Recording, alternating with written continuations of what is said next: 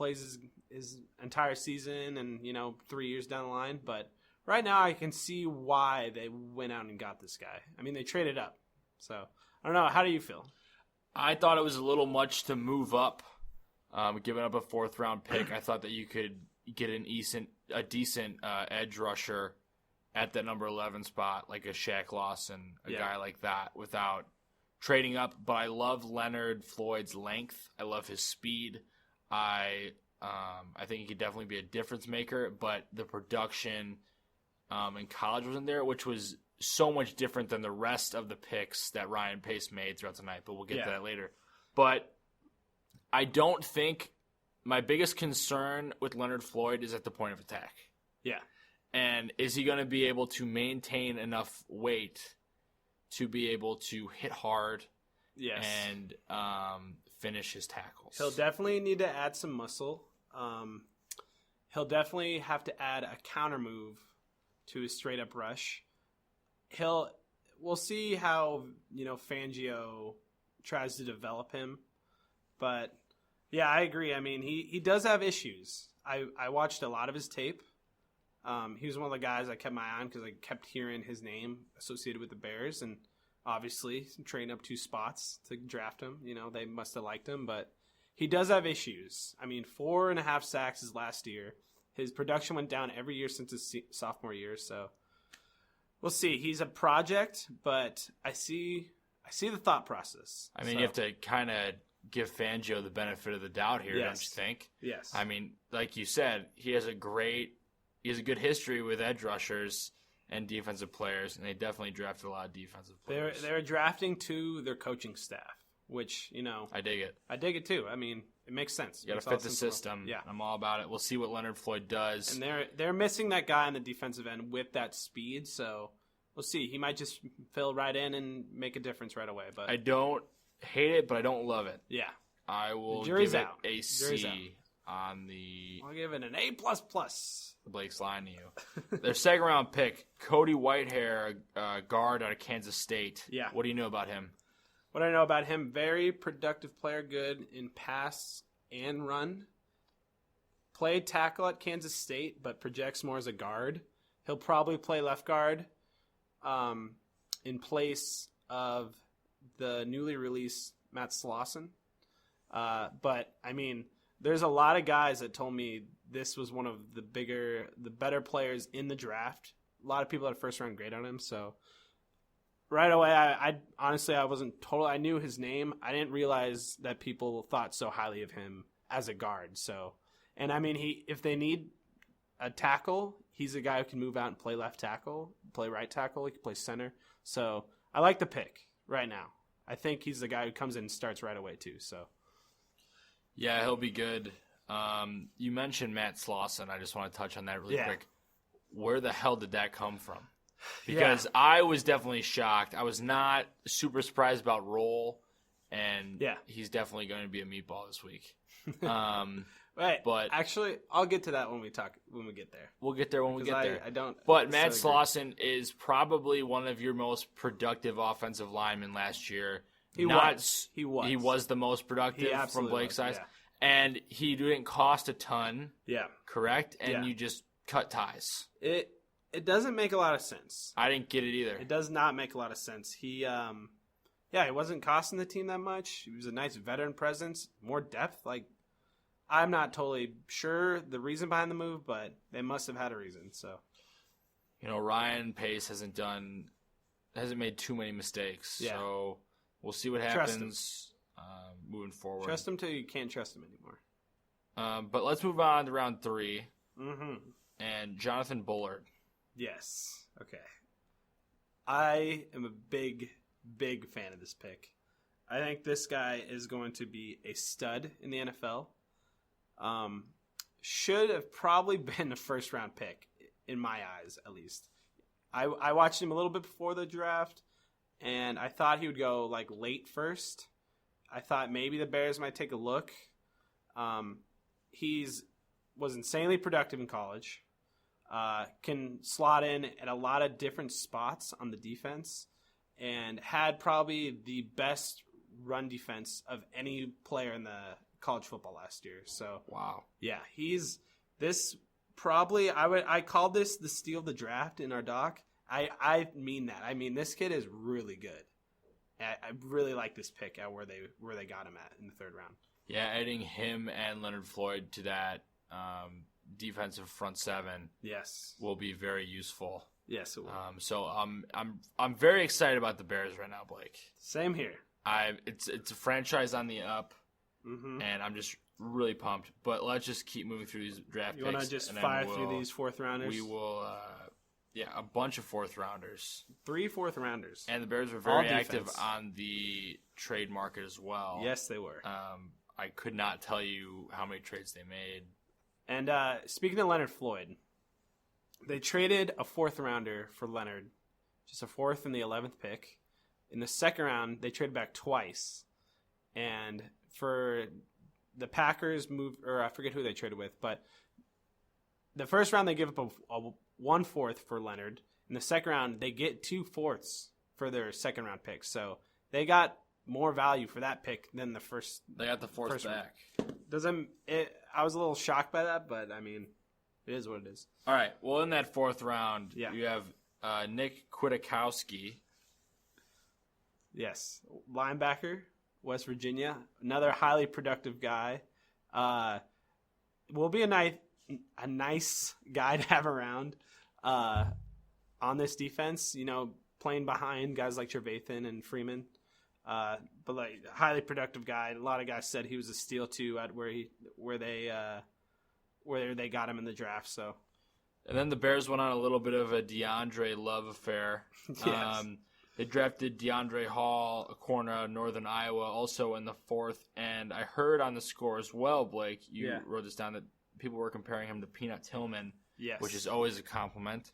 And in the 5th round, or later in the 4th, they drafted Deion Bush, a safety out of Miami, who can lay some wood on some guys. yeah, So it's a thumper. another good pick there. And then in the 5th, they got Jordan Howard, who I want to hear your thoughts on a little bit, just because I've been hearing good things about how he could be in competition with the other 2 backs the Bears have right off the bat. Yeah, he's going to kick someone off the roster. I'm not sure if it's going to be Carey or if it's going to be Rodgers.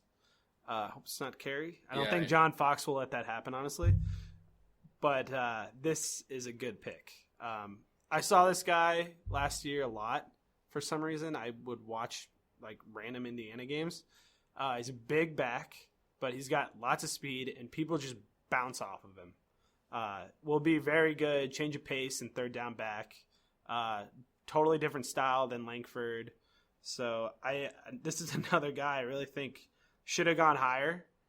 Getting him right at the top of the 5th round is a great pick, great value. Yeah, I would hope that competition is always a good thing. We both believe in that. And I think definitely moving forward, it would be smarter to hang on to Kadeem. Yeah. Kadeem had good production last year for the spots that he was in. Mm-hmm. And Jaquiz getting a little older. We'll see what happens moving see. forward. And then in the 6th round, another DeAndre Houston, Carson, safety out of William and Mary. We got some good upside there and some good speed. Yeah. And the 7th, my favorite pick of the draft. Yeah. Daniel Braverman. The small white The slot guy. man. The slot guy. Wes Welker 2.0.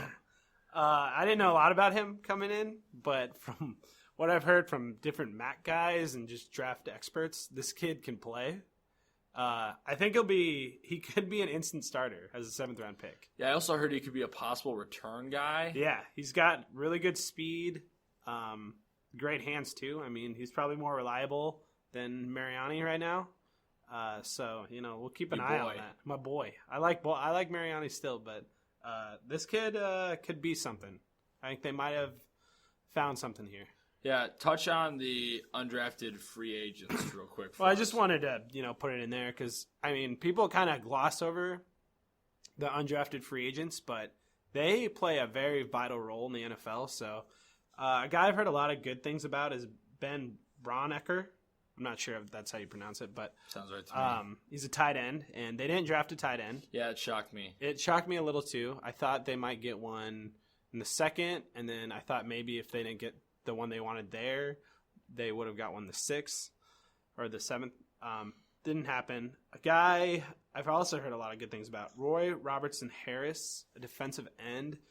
Apparently he has very good upside and is kind of in that Floyd category where, under the right coaching, we'll see what happens. So, Pace did a lot of work. He did a lot of work. I think he brought in 17 players overall to the roster. Yeah, I'm very pleased with what he did during this draft. Yeah. And I especially like how he addressed the defensive side of the ball. Mm-hmm. And the Bears, you never know what's going to happen with this season. I know they're going to be competitive. Yeah. I know they're going to be in the conversation. We don't know what kind of success that'll bring as of yet. It's a little too early to make predictions because we're not even. Well, the over/under came in today. It's 7.5. I think I'll take the over. I take the over right away. I think I don't even know. 9-10. I'd probably give it a 9. I'd probably say 9 right now. Right on we'll the see. cusp, or just making the postseason.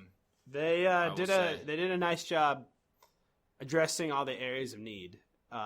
Front 7 was a big problem last year, especially linebackers, and look what they did. A problem that people don't really talk about as much, but was a very big problem last year, and I think they did a really fantastic job at addressing it. Special teams. They got some real studs on the special teams now, and I absolutely mean that. They're going to be very much improved, and it's going to show right away. You'll see this team has just better personnel out there. So, well, I remember the special teams from last year and it being absolutely awful. Yeah. In coverage, different things like that. This 6th-round pick, DeAndre Houston Carson, that kid can play on special teams. He's going to make some big plays this year.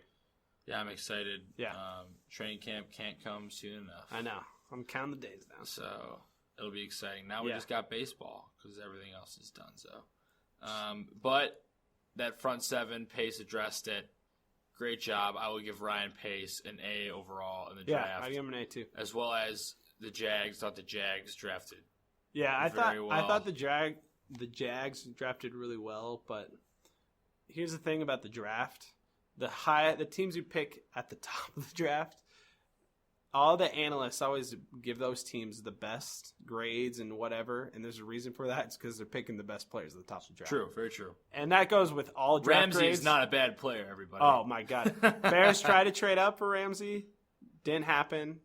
But, I really like that kid. Miles Jack is a good pick, too, but we'll see, all that stuff.